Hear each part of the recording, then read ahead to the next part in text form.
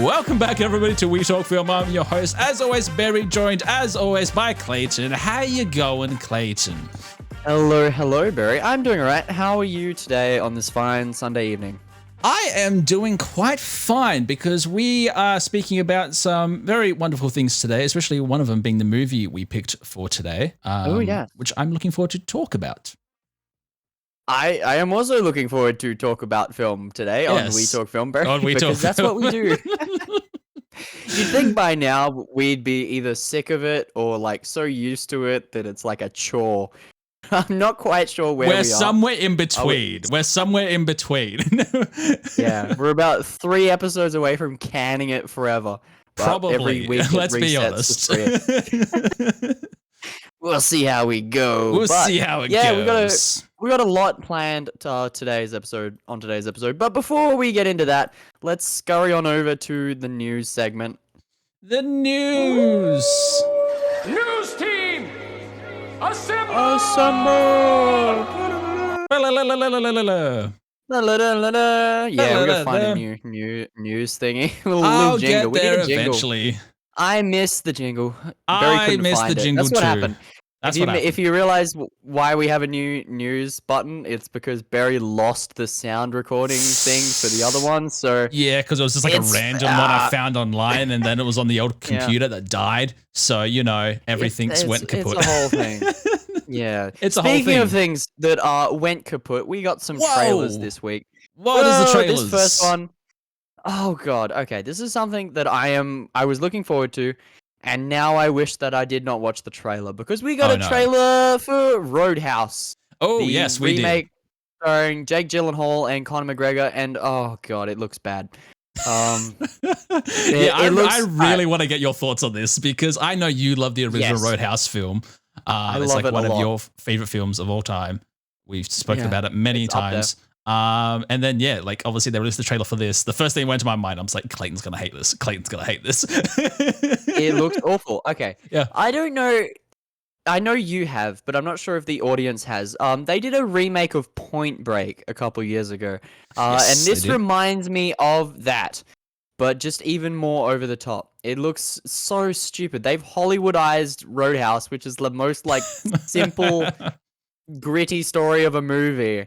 Ever. It's one location for the majority of the film, and now the new trailer has boat chases and explosions. Yeah. And also the main dude likes fighting. That was the whole point of Roadhouse. Michael Bay made this film. It's the whole point of Roadhouse was that he didn't like to fight, and he was only fighting the guys because he had no other choice but to fight them. And here he's like, yeah, I'm just having fun with it, kicking dudes, breaking arms. It looks. Yeah.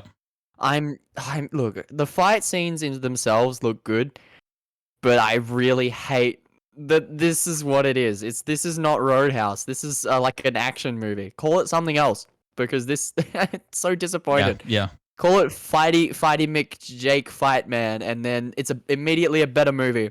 Yep. Also with Conor McGregor, who's acting like the biggest idiot in it. I'm just like, this guy can't act. He does look funny. No, he can't, but he's just playing himself, and I think that's kind of funny. So I give it a point for that. Gets a point for that. Okay, this is another trailer that looks kind of good. We've been seeing images and news for this since it's been announced. It's Netflix's Last Airbender. The latest adaptation, the live-action version. The trailer looks good. I will say everything in it looks right. It looks like they're doing everything right, and I'm kind of scared because it looks too right. It's almost too good. Yeah, it's you just can't be that good to be true. Well, that's the thing. Netflix adaptations, it's either too good to be true, or it's too good to be true, because quite often it is just too good to be true. I mean, look at the Cowboy Bebop adaptation. That was awful. Well, that was a whole thing in production-wise, because then you get shows like they did One Piece. I actually thoroughly enjoyed the One Piece live action. See, I haven't seen it. I haven't seen either One Piece things, so I'm speaking from the fact that they fucked up Cowboy Bebop, and I'm kind of still... We don't talk about that. Let's never talk about that. It's going to be one of those sections again where you just beep out the entire line in the editing side of this. Like the Halo show? Halo. No. But I will kill you. Yeah. I am not quite optimistic for it yet. I need to watch the show. Yeah, I need to watch it. That's for sure. I don't trust him. That's the thing. After that. obviously the original live action movie that they tried to do, almost 12 years ago now, over a decade ago. I remember to go see that at cinemas when that came out because I was just hyped because I watched the show and everything like that. M. Night Shyamalan's doing this thing. It's gonna be amazing. The visuals and everything. And I was like 10, 11 at the time when that came out. So I was like, this is gonna be cool. And then I was just like, well, this is shit. And so hopefully, I'm hoping that this is not the case. So far, it's already looking better than the movie. But yeah, we'll see when it comes out. It's not exactly a high bar set by Mr. Shamalama Ding Dong. I think that, they can just follow the show and be fine and have it be good just from the fact that it's not that movie. Yeah. I don't know. We'll see when it comes out. Okay, and the last trailer that we got this week is, well, at least the last one that I want to mention. I'm sure there's others that I just didn't watch or did not care about. But this is one that I really wanted to talk about because it surprised me, and I sent it to Barry. It's called Monkey Man. It looks like Indian John Wick, and I am all for this. This looks good. It looks funny and way over the top with the John Wicky sort of fight scenes, but he's having fun with it. It looks great. Hang on, who was producing it? It was Jordan Peele's producing it as well. That's like a whole backstory as to why he's producing it. Because basically, it was originally made, Dev Patel directed it as well, and he's also starring in it, which is really cool as well. But originally, it was going to be a Netflix exclusive movie. Basically, they bought it out for $30 million type thing to have this movie and everything like that. But then Jordan Peele saw it, and then he's just like, nah, I'll buy it off Netflix type thing. And this is the reason why it's going to cinemas now. Because he's like, this needs to go into cinemas because it looks amazing. It's basically Indian John Wick. It looks so good. But I love the comedy element they're doing with it all.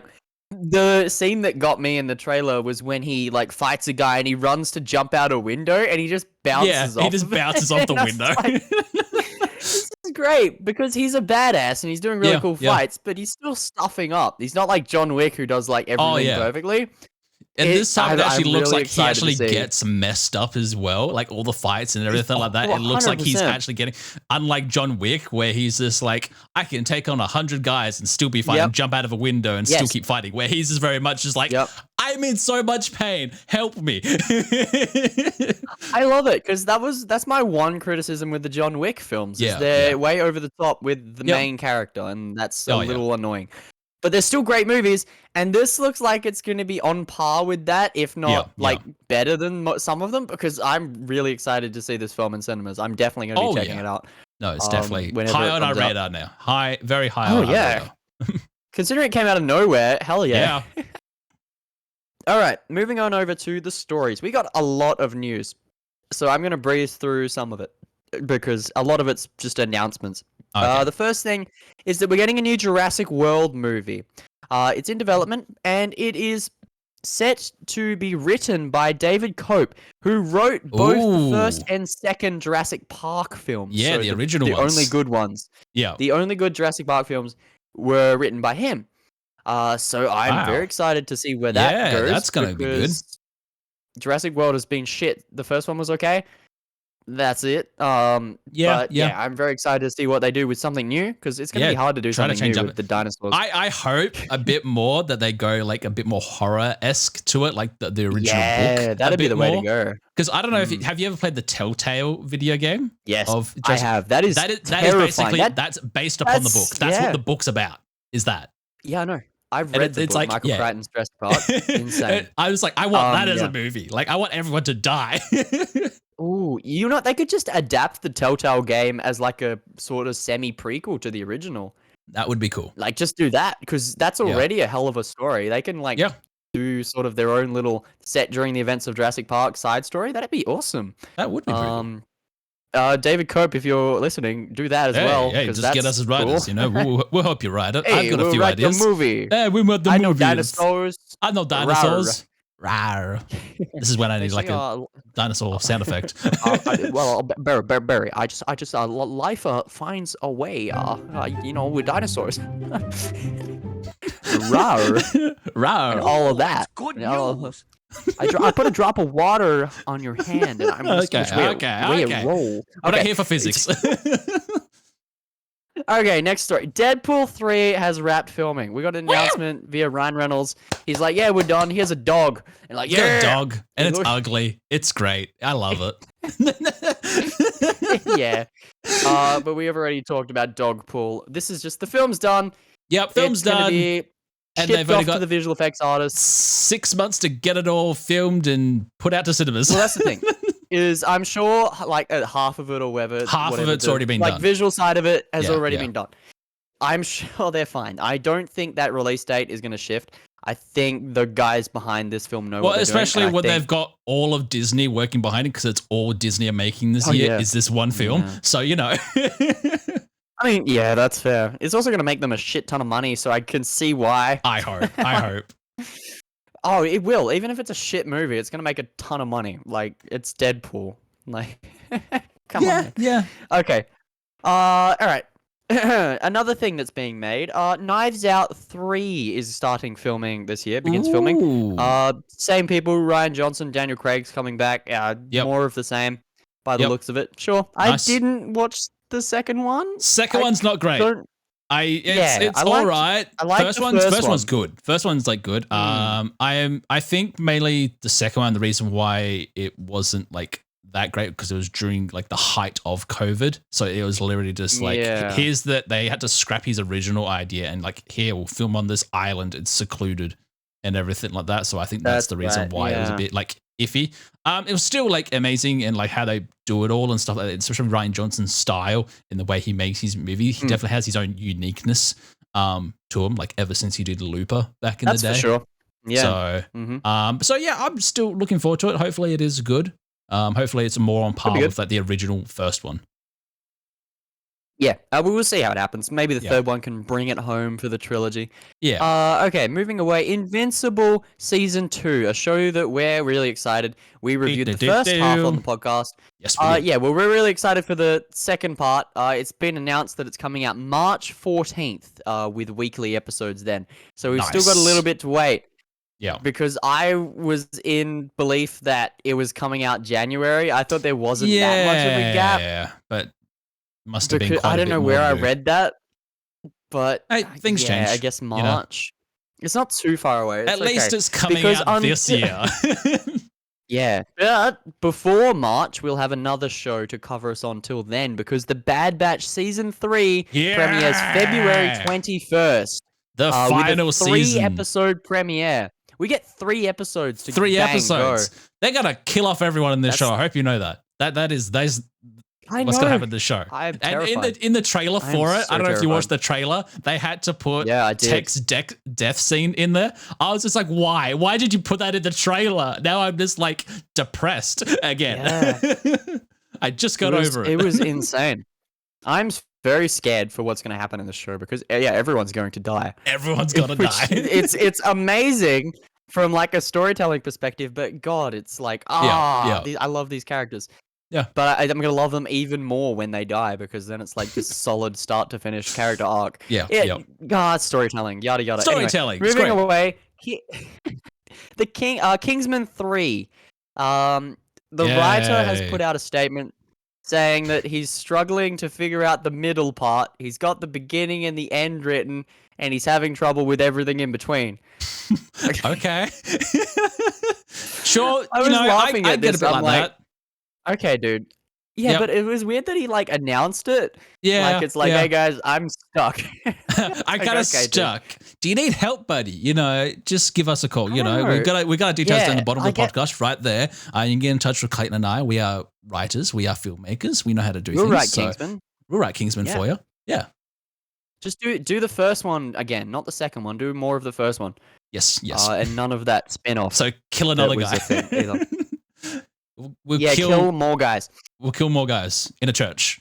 We'll kill lots of guys in lots of churches. Several churches that are connected via tunnels. That's what we'll kill guys. Okay. All right, we got some more Marvel news for Daredevil Born Again, as it's reported that Wilson Bethel is back as Bullseye, who is just reprising his role from the Netflix show. Nice. Everyone in the Netflix show is coming back. Yep. It seems like I saw them filming today. Again. They were all on social media being like, we're back on set. And then they're like behind the scenes footage of like all of them. I'm just like, I'm so happy. I'm also happy, but I'm still not convinced that they're going to do it well. I still have a grain of salt. But that's the thing. It's going to be, I think, very much like, all right, we are going to do a season 4 of Daredevil from the Netflix show. Yeah. And then just hopefully they do the same style and level of that. I think even the fight person is the original person, came back, the fight choreographer. They actually got the original person to come back as well and everything. So, you know, John Berthel's also coming back as Punisher. That was also announced. That's gonna be awesome, I will say, because he's going to be in that new season of Daredevil. So yeah. Cool. That's insane. We'll see what happens when that's done. All right, moving away. Mortal Kombat 2 wraps filming as well. That's all done. Yay! Shipped it off. Everybody seems to be happy with it. We'll see. We'll see when it comes out. The first Hopefully one it's better was than the first one. Meh. Yeah. The first one had good moments and cool fights, but it was definitely lacking in the story and I think budgetary requirements, because it was very much just 3 guys in a desert the entire film. Oh, yeah. And this one seems to be doing the tournament thing. Well, they got Carl Urban. It's good. You know, Carl Urban's good. I'm not sure if I'm convinced he's going to do a good Johnny Cage, but I know that was a bit weird casting. I was just like, wait a minute. But it's like, I could see that. Like he's kind of like it feels like Carl Urban, mid-range budget actor. True. But I feel like he should have been maybe a different character. But you know, we can see him. He would have killed it as like Kano, even though he's not Australian. I feel like he would have pulled that off well, because he can pull the snarky butcher sort of element to it. Yeah, but we got a good Kano in that first film, so I'm very much okay with that. But we'll see what they do with this one. We'll see what they do with them. Who knows? It could be anything. All right, moving away. Dune Part 2, a movie that I am very excited for. The runtime was announced. It is going to be a 2 hour and 46-minute film, so it's a long one. Damn. Very long. I mean, it's no Napoleon extended edition, but you know. No. It's 6 minutes longer than the first one, which I was not aware that the first one was that long, because the first one didn't feel that long. It only felt like 2 hours, but sure. Yeah, and I'm like, cool. I'm all for that. Long movies that feel short, that's great. Yeah. And it seems like this one's going to be more of the same, considering it's part 2, it's all the same people. Yep. I don't think they'll fuck it up. It's just a continuation of the story, and then hopefully it's good. It looks good. Everything we've seen about it looks good. I'm very excited. I will. We'll definitely be covering that. Like, for sure. Oh, yeah. It's going to be the biggest, probably one of the biggest films of this year. So we have to. That's true. Got 2 more stories this week. We got another normal one, and then we got another wacky one. Whoa. Wacky. Normal one first. Last of Us Season 2 has thrown a bunch more creative minds behind it, grabbing directors from shows such as Loki, Succession, and Watchmen. It seems like they're grabbing pretty much like the best of the best in terms of television over the last couple of years to come help direct these episodes, which I am all for. Everyone's returning from the first season, but they're like, hey, let's get more big names into it. Get some more talent behind the creative team, which I'm very okay with. I'm like, sure. Hopefully it's good. Hopefully it is. Hopefully it's good. All right, the last story. Oh, God, this is wacky because I'm very disappointed in this company. But okay, Mattel. They put out a movie in July called Barbie. It made $1 billion. It made $1.4 billion. It was one of the biggest movies of the year, if not the biggest. I'm not quite sure. Make sure to go and watch our podcast last year about it. Yeah, go do that. Go do that. Okay. They've announced that their next movie that's coming out is going to be a Bob the Builder film. Have you heard about this at all? Oh boy. Okay. What? Okay. How? Let me pitch this to you. Okay. All right. Pretend you're pitch it to me. Movie company, and I'm Mattel. I'm coming to you with this great idea. All right, Mattel. I see what you got here. You got the potential. What do you got for me? Why are you like the Godfather? Okay, all right. Come to the day of my daughter's wedding to pitch a movie. All right. All right, Mr. Big Movie Guy. I got a great idea for a new movie, right? You know how we did Barbie? That was an amazing film. It was an amazing film. It was great. It really empowered women. Was. Now, hear me out. Hear me out. What other properties have we got that we're not using right now? We got Bob the Builder. You know, he built things. My grandchildren love that movie. Who can we represent with Bob the Builder? That's not women, because we already did that. Who can we represent? Who can you represent? The Italians? The Italians? No. The Latin community. When they see Bob the Builder, they think of the Latin community. So we're going to have Bob. It's going to be Anthony Ramos. He's going to be called Roberto, and he's going to go to Puerto Rico, and he's going to do a job there, and Jennifer Lopez is going to produce it. What? Yeah. Yeah, everything I said is true. Wow. Anthony Bob the Builder is... Ramos? Yeah, Anthony As Ramos. Bob the Builder. Roberto. Roberto, sorry. Roberto, Bob the Builder, yep. As for short. And yeah, Jennifer Lopez is producing. There's no directors yet. It's happening though. He's gonna go to Puerto Rico. Because he did that. Remember when he Bob definitely did that? Are they seriously gonna call it Bob the Builder when it's nothing like Bob the Builder? Yes. That's exactly what they're gonna do.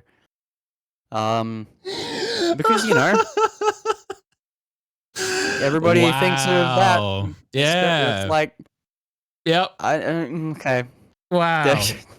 That's Good job, Michelle. Roberto the Builder. Good job, Roberto the Builder, coming to a theater near you. Yeah. Oh wow. Okay. That's. Oh well, we'll see. Did I mention Jennifer Lopez is in it? She's the producer. Yeah, she's the producer. Wow. I would not be surprised. She will try, or they will try and get her husband, Ben Affleck, to direct this movie. I mean, that's the thing. If they get him to direct, then I'd be interested. Because I'm just like, wait a minute. Do you think Ben Affleck would do that? He will not. Unless they give him $1 billion. Yeah, even then, I feel like it's like, okay. Yeah, he would be very much like, go fuck yourself. In the Batman voice, though. I don't know. Is it going to be a kid's movie? Is it going to be like a more adult sort of Barbie thing? Because he starts a cartel. It's like Breaking Bad. It's like Breaking Bad. Bob. Breaking Bob. Breaking Bob, yes. Hey, maybe we should write it, direct it. Never mind. I should have pitched it as Breaking Bob because that's immediately the coolest thing ever. Oh, man. What are we doing this week, Barry? What's on the schedule? The schedule for this week is we're talking about Breaking Bob. You may have heard of it. It's a brand new idea. Yeah. Okay. Yeah, we just came up with it. We're going to start filming this week. We're going to have Anthony Ramos as Breaking Bob and Jennifer Lopez is there. We're going to get Ben Affleck to direct it. Yeah. Breaking Bob coming to a theater near you this week. All right. So this week on the podcast, we are talking about the Holdovers, and I have a special little clip just here for everyone to listen to. I'd like to propose a toast to my two unlikely companions. Are you trying to look down my shirt? No. Yes. You're going to get me fired. This is your Rubicon. Do not cross the Rubicon. The Holdovers. Ouch! Jesus! The dirt on us! Yes, so we are talking about The Holdovers, a film that came out late last year. It's another one we're catching up on. But it has all the hot goss around it. It has been nominated for 5 Oscars. Including Best Feature. Best Actor, Best Supporting Actress, I think, and Best... I need to get the list up. Yeah, I don't have that list. Yeah. You have the list, right? I don't. I got the other list of the Oscar nominations. That's later. We're getting that. Now later. My computer's freezing up. That's all right. Well, The Holdovers. Cranky history teacher at a remote prep school is forced to remain on campus over the holidays with a troubled student who has no place to go and a grieving cook. So, yes, we have Paul Giamatti plays as Paul Hunnam, Devon Joy Randolph plays as Mary Lamb, and Dominic Cesar as Angus Tully. And yeah, this is basically one of the most wholesome films I have watched in a very long time. Yeah. Yeah. It was such a sweet little film. This is such a sweet little film. And the first thing that I would like to mention is this is a lot of first times for people working on this film. The writer, David Henningsen, this is his first feature-length thing he's ever written. Like, he's never written a feature before, and he's come out and wrote this really sweet, like, heartfelt little movie. And the fact that it's being nominated for Best Picture is very much deserved because we both loved this film. I think, yes, right. And it's actually been, So I'll just get the Oscar nominations. I'll just say that quickly. So it's been nominated for Best Motion Picture, Best Performance by a Leading Actor, Best Performance by Supporting Actress, Best Original Screenplay, and Best Achievement in Film Editing as well. So 5 nominations. Cool. That's awesome. Yeah. That is amazing. That is very cool. Okay, so all right, this film it's 1970. It's set. So it's a nice little period piece, which is again a huge element of the story because basically one of the students gets kept in this what is it? High school? College. Sorry. College, yeah. College? Yeah, gets kept back at upper high school college place. Yeah. Yeah, some preppy boarding school.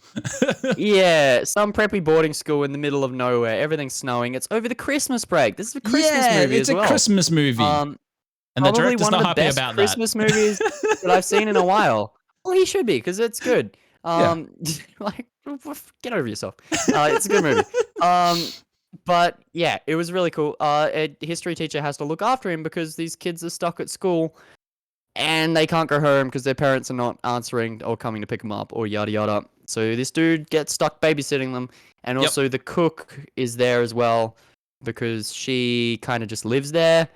Yep. Because she lost her son. That's a whole thing. Anyway, all the other students ended up going home. They went on a ski resort. They went on a ski resort with the other rich kid and everything like that because they're just like, oh, cool. And then we got Angus who gets left behind. Oh no! Which is basically it's like Home Alone. It's like Home Alone, except he's stuck at school, and the teacher he's stuck with is kind of an asshole. No one likes him. Dick. Yeah, yeah. Funny film. Because this is a comedy drama, whatever, karama, whatever you want to call it. It has a lot of elements of both, mostly drama, but the comedy was just really on point. When the comedy comes out, when there's comical moments in this film, it always hits. I didn't think of one joke that missed in this movie. A lot of them are phased around the drama and because there's some very heavy stuff in this film. It doesn't shy away from anything.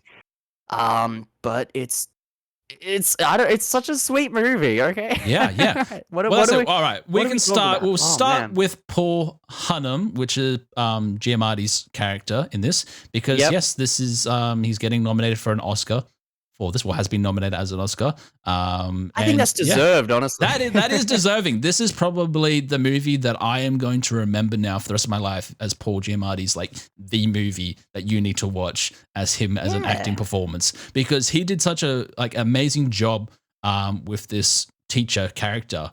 And that's the thing. In the beginning, he's obviously that typical old teacher. We all know him from films and everything like that. That's this kind of old, outdated, kind of an asshole to all the students. Nobody likes him, and that typical type of thing. But as the story progresses and he gets stuck here by himself, and then he's forced into a situation where he has to care for a young kid, Angus, and then also you got Mary's character who's also going through her own thing as well. But you've got Paul's character progressing in this arc that's really nice and wholesome. And do you know what this movie reminded me of so much was Dead Poets Society. Oh, okay. Yeah. When I first started watching this and everything like that, I thought it was in the beginning a bit more like that. Besides Paul Giamatti's character being more asshole than what Robin Williams was. But it was in the same type of vein, like the aesthetic and the whole appeal to it all. Because what they've done really well with this film as well, it's all filmed on digital, but in the editing and everything like that, it's made to look on film. And everything like that. I was wondering about that because I thought like that it was just shot on film. Yeah, so did I. I thought it was just shot on film. I had to research this. Apparently they were originally going to do it on film, but with the colors and everything like that, they were just like having no luck because apparently they did shoot some of it on film or like test shoots or something like that, and it just wasn't working too well. Because also the school as well is actually 5 separate schools in the surrounding areas, so it's not all at one school. So like, and it caused problems and stuff like that how they were filming. And so the editor they had behind it was just like, oh, I can do this, do some screen weaving, and even the whole aesthetic in the beginning. So how the intro sequence comes in, because it's got Universal's old original logo from like the 1970s, what they used to use, and the whole like R-rated sensor thing comes up as well from like the 1970s, which used to come out in films back then. Was at the sensor of what rating it was, which was like so aesthetic and so like cool vibe because it's a film really made like this could have come out in 1970s. Obviously, there are moments where it's a bit too crisp and everything like that, but it looks like it's from the 70s type thing. Yeah, and it's shot like it. That's the biggest thing is you look at shots from this film and you're like, yeah, this could have been shot in 1970. And I love that. Soundtrack and music as well. It's straight out of the era. I feel like that's one of the reasons why it's been nominated for the editing category is because how well it feels like an older film in the best way possible that we can say for that. But yeah, it's great. Sorry. Yeah, I feel like okay. Yeah. What else do we say? Well, that's about this movie? Continuing about Paul Hunnam's character. Obviously, towards the end, he progresses, becoming a bit more just like, I can care for people and everything like that, and he does an honorable sacrifice. That's sort of the result of the story and everything like that. So we'll get into the second supporting actor for this, which is Angus Tully, played by Dominic Sessa. Yeah, this is his first ever film. This is his first ever anything, which is amazing because of how well he did in this. Apparently, so the story is when they were location scouting for the schools and everything like that, he was one of the students at one of those schools and he auditioned for it because they were obviously looking for like these kids to play and everything like that. And he is such a great little character and typical like high school asshole type student who just is so rambunctious and trying to get into trouble all the time. But the story that they written for his character is phenomenal. So basically, yes, as we told you before, the story is he gets stuck at his school over the Christmas break because his mum just got recently remarried and everything, and then they're going on their honeymoon type thing. And so they've left him there. They're like, sorry, you can't come and everything like that, even though they promised to go on to Boston, yada, yada, yada. And through the entire movie, we're told the reason why, like, she got remarried because his dad was dead and everything like that. And then we basically have the two of them stuck in the college together, where Paul is trying to get him to study and do normal teaching stuff and everything like that.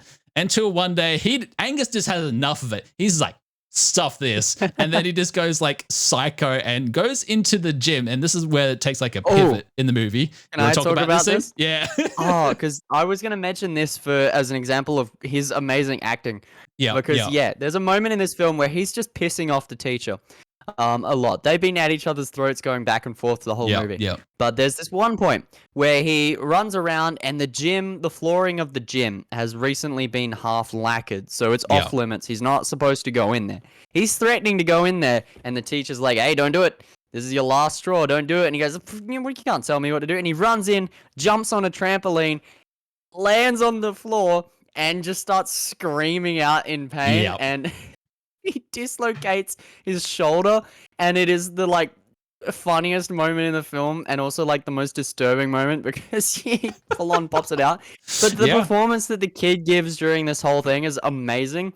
He really sells the fact that he dislocated his shoulder in a gym. So, and then of course it gets popped back in. It gets popped back in. They go to the hospital and everything like that.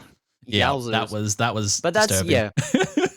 that's the pivoting moment of the film, because from then on, the teacher and the student kind of have this thing of like, oh, well, we've lied for each other. We've had to make up this thing where we're slowly getting to know each other, and then it leads to him basically finding out that his dad is not dead. Oh no, sorry, that's not yet. No, not yet. He basically wants to go to Boston as his one Christmas thing, and okay. So before that, they go to a party. The party's worth mentioning. This is just after his arm's been fixed, I think. Yeah, the day after. Either just after or just before, something like that. Just after. But yeah, so he goes to this party that another one of the teachers invited him to.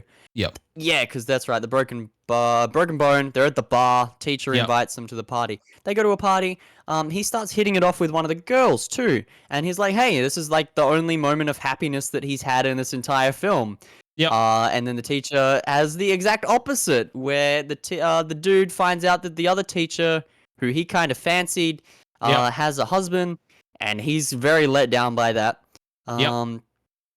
And then eventually leads to the kid being like, "Hey, take me to Boston. I was going to go to Boston. Someone take me to Boston." They have Christmas together, and then he basically, Paul's character is just like, if I could do anything for either one of you, because obviously they have dinner with Mary as well, because she's stuck there as well. And Angus is like, "Take me to Boston." And he's like, "All right, we're going to Boston as an excursion." Yeah. Sure. He calls it a field trip. They go to Boston.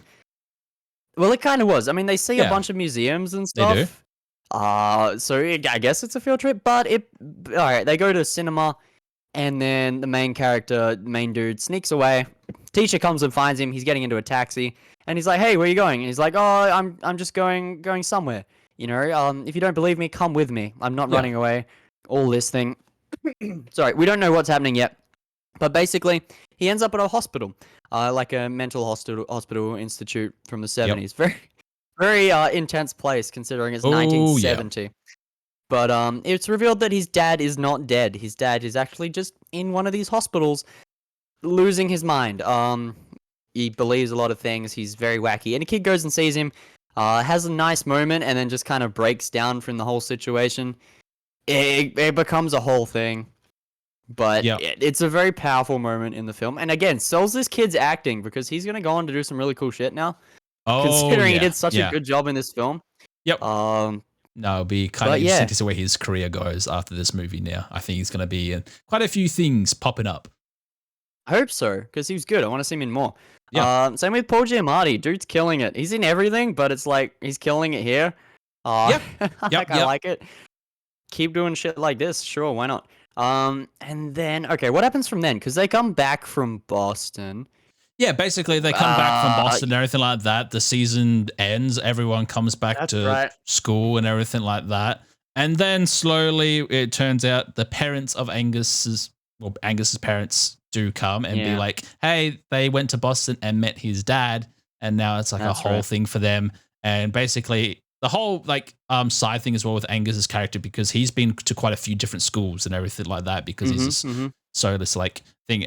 This was like his last straw, so he would have to go to military school if he got expelled from the current school and everything like that. So Paul does the nice thing and basically blames him for it, where he takes the blame for it all and everything. He's like, it was my idea to take him to Boston to go and see his dad and everything like that. And then he ends up leaving the school, which this entire movie gets fired. Paul's character, he always loved this school. Like he thought this. He never left it. He never left it. Like he went to the school and everything like that, and then he taught at the school for I don't know how many years he was there. I think forever. By the sounds of it.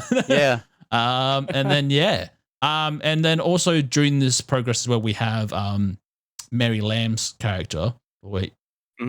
As well, where she at the beginning of the film we find out her son, this is obviously the 70s Vietnam War going on, he died during that, and where she's just kind of stuck there as well because she's got no one to really go to, and she's kind of just depressed about her son dying as well.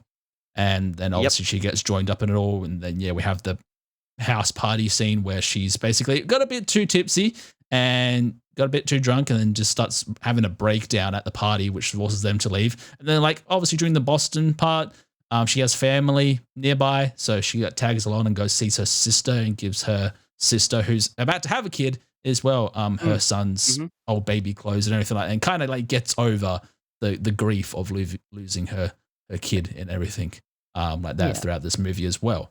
It's very much like this trio of characters that we do see. They go through their own personal growth. One of the things I would have liked to seen more maybe was this film to be a little bit longer for those types of things. Especially with Paul's character a bit more. I would have liked to seen a bit more about him like progressing a bit more, because he was this kind of like, it was just small snippets when they like talked about those things, and I'm just like, can you emphasize just a little bit more?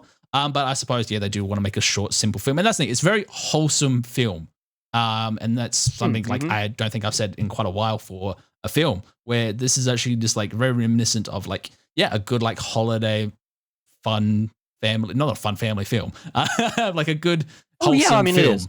It's like a good wholesome film to watch, especially for a bit more mature audience as well. Like if you've got teens and stuff like that, that it's actually like, they can relate to Angus's character and everything like that. Way you got the parents can probably relate to like Paul's character, and there's a lot of like stuff going on in this film, and it's nice, it's simple, but it was just a couple of the things where I felt like, especially when they got to the darker side of their characters, especially like Mary and Angus and Paul's and stuff like that, where they could have like emphasized a little bit more upon things, a bit more like what they're actually feeling. Especially with Paul's character, I felt like we didn't see much of like what was the main reason for him wanting to stay alone his entire life and everything like that. He just like says things and it's just like a one sentence line. He's like, I love being alone type thing. I was like, but is there anything else? You know? I don't know. We kind of get hints of that, and I feel like the film, because the film itself is juggling these three personal journeys between the three characters. Obviously with Paul and the kid being the main one that we focus on, but also Mary's as well. It's juggling these three really well written stories, and it's doing it really well. So like honestly, I don't think I can fault it for anything that it's doing. If it seems like it's just like there's a couple of things that it could have done more of, but it's like what we got was good. It's like, like, this is great. I wish I got more of it. It instead of this kind of sucks. I wish they did this. There's none of that. No. For this film, every scene that we got was great, but it was just like I just wanted that bit more in some parts. That bit more. Oomph. I mean, the film, it was only 133 minutes, so it was slightly over 2 hours, which is a good length. And it spends some time on things, and it could have shuffled a little bit around, but I think it works. I like it for what it is. I definitely feel like it's worth a watch.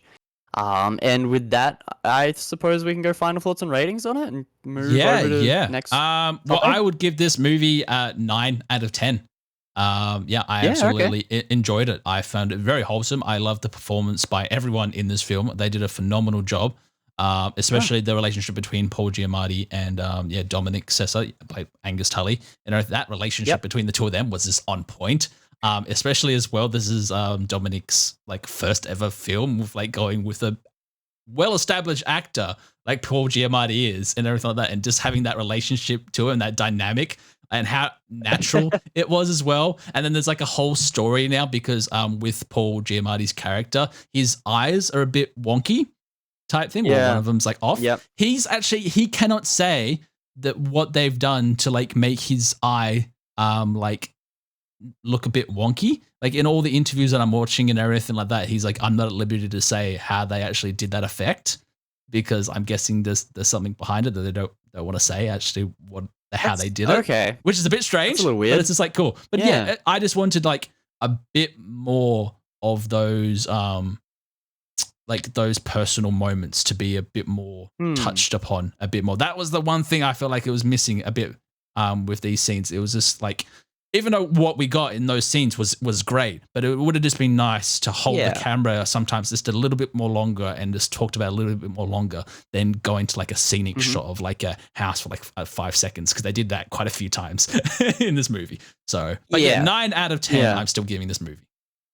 Yeah, I mean, I'm agreeing with pretty much everything you said. I feel like I'm sitting on an 8 out of 10, and for the same reasons. I really love this film. I would watch 10 films like this before even like, caring.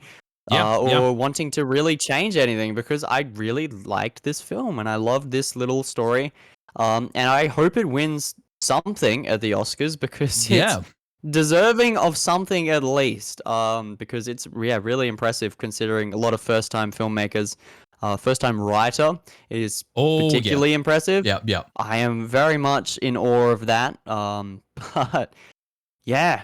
Yeah, I hope 8 out of 10 for the me. guy who wrote this, was it David Hemmingson? Hemmingson, yeah. Yeah, he actually gets like the Oscar for that, because I feel like this is probably one of the most well-written films this past year and everything like that. If not as well, the editing, Kevin Tent did a phenomenal job with how he all put this together and made it look like it was a 70s aesthetic, and just getting all those shots like nice and short and everything. It looked like a film from the 70s almost, which was really cool to see as well. But I suppose we'll go over to our next topic, talking about nominations for awards. We're going to briefly talk about the Oscar nominations, because that got announced this past week for 2024. Because obviously we had our award ceremony at the end of last year. Make sure to go and have a listen to that podcast. That was amazing. We said a lot of things at our stuff. But I've got the list here now. So we'll go through each one. So we're starting with actor in leading role. So the nominations are Bradley Cooper for Mysterio, Coleman Domingo, Paul Giamatti, Cillian Murphy, and Jeffrey Wright. I've only seen 3 of those films that they're doing them. So obviously the Holdovers, Cillian Murphy as Oppenheimer. Your thoughts? You think that's a good pick? Anyone missing, you think? Best actor? I mean, I think that's a good category. I haven't seen American Fiction. I haven't seen Rustin.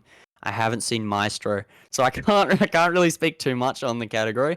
Yeah. But okay, are we gonna say who we think is gonna win? Are we gonna do predictions? Yeah. We can do predictions. So who do you think is gonna win for best actor? I think we both know who's gonna win. 100%. It's Ezra Miller for The Flash. Ezra Miller. Yeah. Cillian Murphy for Oppenheimer. Yeah, yep. I keep saying Cillian. Yeah, I keep saying Cillian too. It's Cillian. It's Cillian. Multiple people say it's Cillian, and I'm like, I know it is, but it doesn't sound right. Yeah. All right. Actor in supporting role. We got Sterling K. Brown for American Fiction, Robert De Niro, Killers of the Flower Moon, Robert Downey Jr. for Oppenheimer, Ryan Gosling as Barbie, and Mark Ruffalo in Poor Things. Ooh, this is a tougher one. Because I think De Niro deserves it. I think Downey deserves it, and I also think Ryan Gosling deserves it. This is a tough category.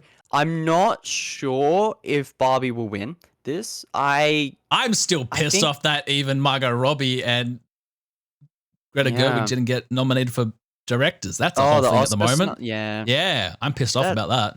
It's tough. It's a tough place out there. I think Robert De Niro is going to win this one. I think Killers of the Flower Moon is going to take this. I'm going to go. I don't think Killers will win anything else. That's the thing, is I think this is what they'll win. Maybe Best Actress? Best Leading, yeah. Acting. Yeah, maybe. Yeah. Well, I'm going to go for that one. Actor and supporting Robert Downey Jr. I know for our awards, we both said Ryan Gosling as Barbie. I hope Ryan Gosling gets this for Barbie. I really hope. He won't. I know he probably won't because being Barbie, but it would just be so great. I will be laughing my head off. It would be the best day of my entire life. And then that's the only Oscar. Would be amazing. That's the only Oscar he ever gets his entire career. Is for being Ken. That'll be amazing. All right. That would be amazing. What Actress is the in next leading role? category? Annette Bening in Naiad, Lily Gladstone, Killers of the Flower Moon, Sandra Hüller in Anatomy of the Fall, Carey Mulligan in Maestro, and Emma Stone in Poor Things. Ooh, see, this is one where I think Lily Gladstone should win. Yeah. But I reckon Emma Stone will. Because Poor Things has been critically yammer-rammered. Yeah. Every single critic has been like, Poor Things, She's going to get another Oscar? I'm yet to watch it. But just from the buzz around it, I think Emma Stone's going to win. Yeah. Even though I think Lily Gladstone should. Yeah. Yeah. But I don't know. We don't know. It could surprise us. Same boat. Yeah, I think Lily Gladstone deserves getting this Oscar. it will most likely be Emma Stone because of the way. And I've still got to still have to watch Poor Things. It's on the list. I'll get around to it. Actress in supporting role, we got Emily Blunt in Oppenheimer, Danielle Brooks in The Color Purple, America Ferrera in Barbie, Jodie Foster, Nyad, and Davine Joy Randolph in The Holdovers. Oh, now that's tough because again, I want the chick from Holdovers to win because I really loved her in that, but I reckon Emily Blunt's gonna win. It's like this is who I want, and this is who is gonna win. I kind of want Emily Blunt to win just because I think like she did such a phenomenal well. Yeah, she did. That character in Oppenheimer and everything like that, and it's just Emily Blunt. Emily Blunt's amazing. Every time I see her in a film, I'm just like, she's just great. All right. Animated feature film: The Boy and the Heron, Elemental, Nimona, Robot Dreams, and Spider-Man Across the Spider-Verse. I can't believe Nimona actually made it as Oscar contender. Wow, that's phenomenal. We actually talked about that on one of our podcasts, so make sure to go watch that. That's a wonderful animated film. Yeah. Because we put it on our list. Was like it's not going to win anything. Let's talk about it on here. Yeah, and now it is as nominated. That's awesome. I love it. Across the Spider-Verse is going to win. Yeah, Across the Spider-Verse. Yeah. Yep. You skipped Best Directing too. Did I? I got that category before animated. Oh, okay. If we're on the same website. Were we both on the Guardian? No, I'm on the Oscars website. I'm on the actual official one. Oh, never mind. Don't worry then. Ignore me. All right. Cinematography. El Conde, Killers of the Flower Moon, Maestro, Oppenheimer, Poor Things. What do you think? Best cinematography? It's Oppenheimer. Oppenheimer? It's Oppenheimer. Yeah. Got sparkly lights. I reckon it's going to win. Again, still haven't seen Poor Things or Maestro or El Conde. Yeah. And I think Oppenheimer was a bit more impressive than Killers. Yeah, we really need to watch Poor Things. That's the one thing that's certain. We need to watch Poor Things. It's on the list. It's on the list. I'll get there. Hopefully, I can watch it sometime next week. We'll see how we go. Right. Costume design. We got Barbie, Killers of the Flower Moon, Napoleon, Oppenheimer, and Poor Things. It better be Barbie. Ooh. So this is specifically costumes, though. Yeah. I think if it was production design, Barbie would have it, but it's specifically costumes. And honestly, I think Napoleon had the better looking costumes. Just for their historical accuracy and all that jazz. Yeah. And the amount of costumes. And the amount of them. Big, I think costume design, it should go to Napoleon. Yep. I think that will win that, honestly. I don't know. Out of the other ones? Or even Poor Things. I think Poor Things.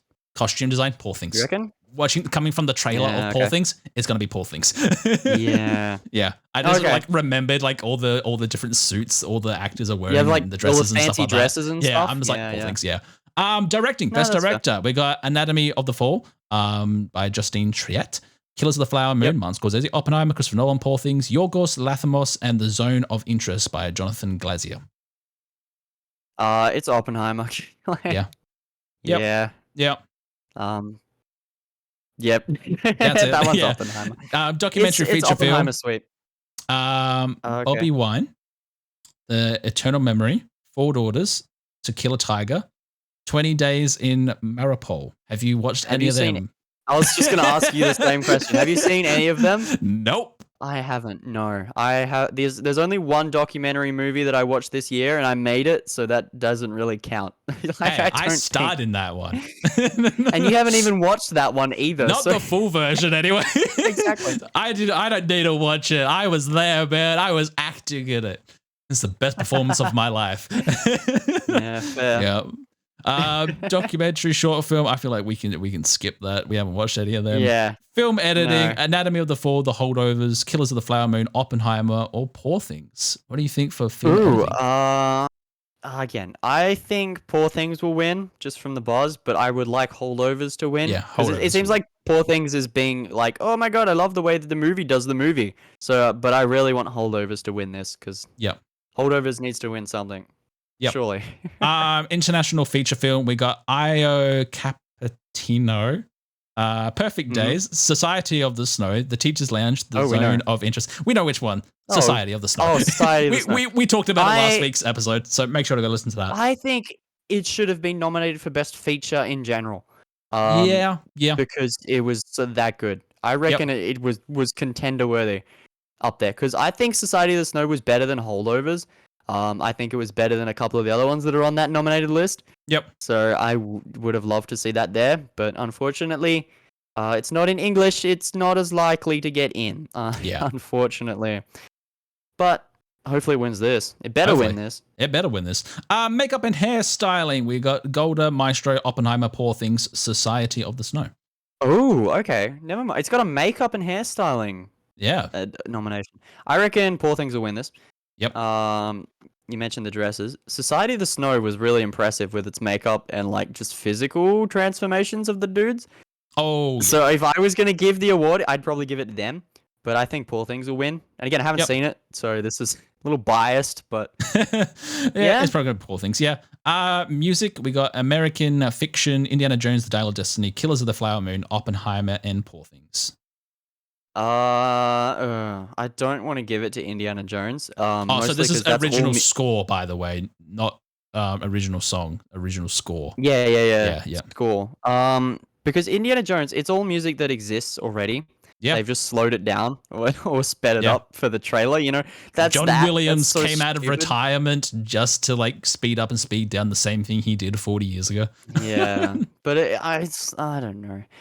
It's been done. Killers was good. I think Killers of the Flower Moon had the better score. Some musical moments in that were really impressive. The opening sequence especially was really cool. Yeah, I'd probably give it that. I would actually give it Oppenheimer. You think? Yeah, I really like the Oppenheimer soundtrack. Yeah. Well, I mean, it's Ludwig Göransson, the guy that did the Mandalorian theme. That is true. I'm a bit biased. You do like the bois. I like the bois. Yeah, there's lots of bois. Yeah. All right. Original song. We got The Fire Inside from Flaming Hot. That is a great movie, by the way. If you have not seen it, go and watch. Is that the Cheetos movie? It's the Cheetos movie. It is great. I'm Just Ken from Barbie. I Never Went Away from American Symphony.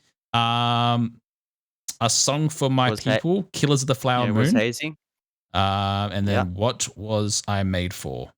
Also Barbie, the Billie Eilish one. I really hope I'm Just Ken wins. I feel like it should out of those. Ken. I don't have the sound effect anymore. No, I was gonna say, I was like, oh no, here it comes. But no. Yeah. I don't know if it will, honestly. But I think it should. It's funny. I don't know because it like it would be really funny. I will too. Yeah, all right. We can say that we want that to win. Sure. Yeah.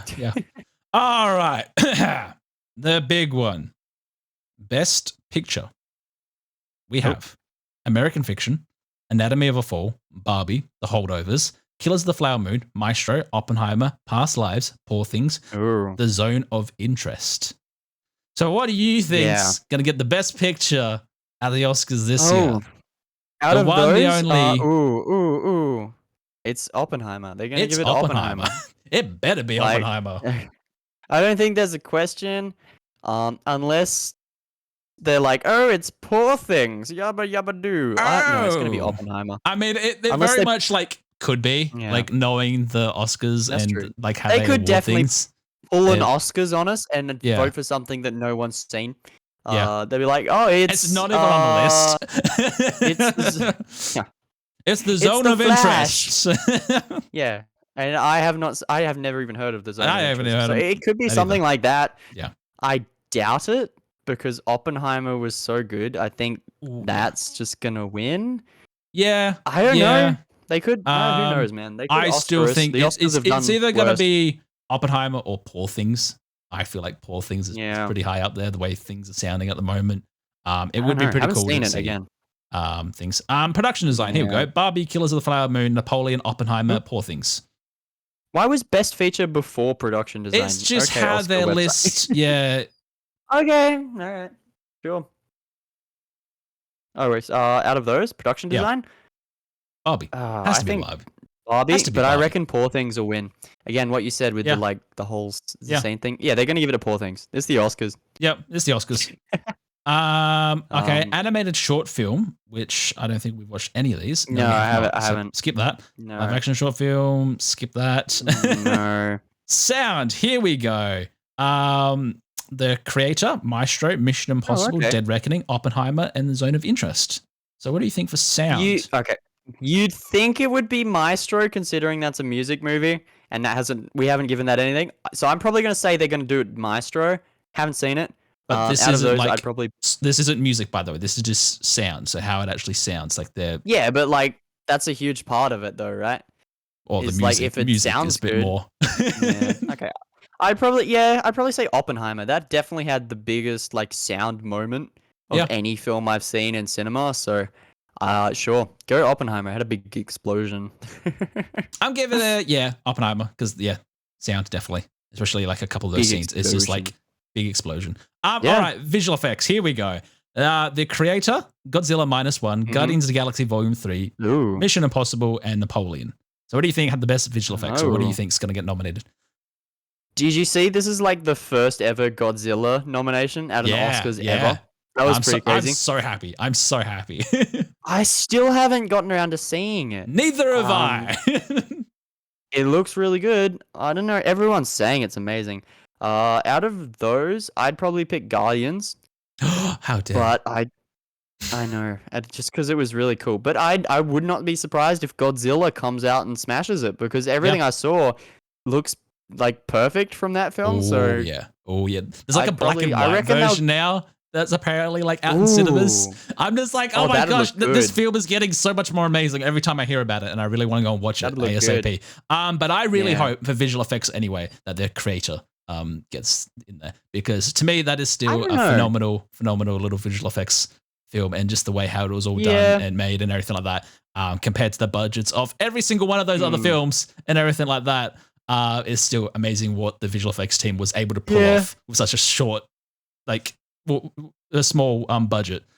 Even though Godzilla -1, I think, had a similar budget to the Creator, but I know the Creator was still like nothing compared to like Guardians of the Galaxy and like Dead Reckoning and Napoleon and stuff like that. Writing, adapted screenplay, we've got American Fiction, Barbie, Oppenheimer, Poor Things, The Zone of Interest. So this is adapted screenplay. This is not original screenplay. Adapted. Oof. I reckon Oppenheimer. I mean, it's based off of a book loosely, so I reckon that it's going to win that. And we can thank Robert Pattinson for that. Yeah. Okay. Thank you, Batman. Thank you, Batman. Just hurry up and make the second one. I want the next Batman film. No Batman. No Batman. More Batman. And then obviously the last one, writing for Best Original Screenplay, we have Anatomy of the Fall, The Holdovers, Maestro, May December, and Past Lives. Holdovers has to win this. That was amazing. Yeah. 100%. They should definitely take into consideration the fact that it was his first script. This is very much like reminiscent of like Good Will Hunting again. Like it's the same thing with Ben Affleck and Matt Damon. That was their first ever script, and then they won an Oscar. I really hope this guy wins an Oscar. 100%. The best awards are given to ones that no one has won an award from. Like, you give it to a guy that's never written a movie. That's the greatest thing, is the fact that he can come out and write something better than all of these. Because wasn't it like the guy that did La La Land as well? He was like thing. Yeah, like he was 26 or whatever when he made that film and got Oscar for it. Yeah, Damien Chazelle. Like, he like did that. That was his first ever big motion film, or first big ever anything. And then he's just like, here's an Oscar. And they're like, what? Yeah, that's amazing. I love that. So definitely Holdovers should win that. Yes. That's I really hope. All our nominations for this 96th Academy Awards. Jesus Christ, we're gonna make it to 100. Oh yeah. Yeah. We're gonna be at the 100th. You wait. We're gonna win the 100th. I'm calling it now. I hope so. We got 4 years. We got 4 years. 4 years. We can do it. We can do it. We can definitely do it.